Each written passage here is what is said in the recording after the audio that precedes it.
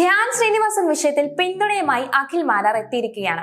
ഇക്കഴിഞ്ഞ ദിവസമാണ് ആപ് കൈസോ എന്ന ചിത്രത്തിന്റെ പ്രമോഷനിടെ നിർമ്മാതാക്കളുടെ കള്ളപ്പണം വെളുപ്പിക്കാനാണോ ധ്യാൻ തുടർച്ചയായി സിനിമകൾ ചെയ്യുന്നതെന്ന് ഒരു ഓൺലൈൻ ചാനലുകാരന്റെ ചോദ്യത്തെ തുടർന്ന് ധ്യാൻ ശ്രീനിവാസൻ പൊട്ടിത്തെറിച്ചത്. ഈ വീഡിയോ സോഷ്യൽ മീഡിയയിൽ ചർച്ചാ വിഷയമായിരുന്നു. ഇപ്പോൾ ഇതാ ബിഗ് ബോസ് ജേതാവും സംവിധായകനുമായ അഖിൽ മാരാർ ധ്യാൻ ചൂടായ വിഷയത്തിൽ പ്രതികരിക്കുന്നത് ഇങ്ങനെയാണ്. ധ്യാൻ ശ്രീനിവാസന്റെ സിനിമകൾ തിയേറ്ററുകളിൽ പരാജയപ്പെടുന്നു എന്ന് പറഞ്ഞ് നിങ്ങൾ അദ്ദേഹത്തെ പരിഹസിക്കുന്നുണ്ടല്ലോ. നിങ്ങൾക്ക് എന്തുകൊണ്ടാണ് അങ്ങനെ പറയാൻ കഴിയുന്നത്?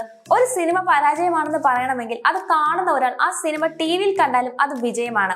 മോഹൻലാലിന്റെ വന്ദനം, അക്കരെ അക്കരെ അക്കരെ എന്നീ സിനിമകൾ തിയേറ്ററുകളിൽ പരാജയമായിരുന്നു. വെട്ടം സിനിമയിൽ നിന്ന് എത്രയോ ആൾക്കാർ അത് ടിവിയിൽ കണ്ട് ആസ്വദിക്കുന്നു.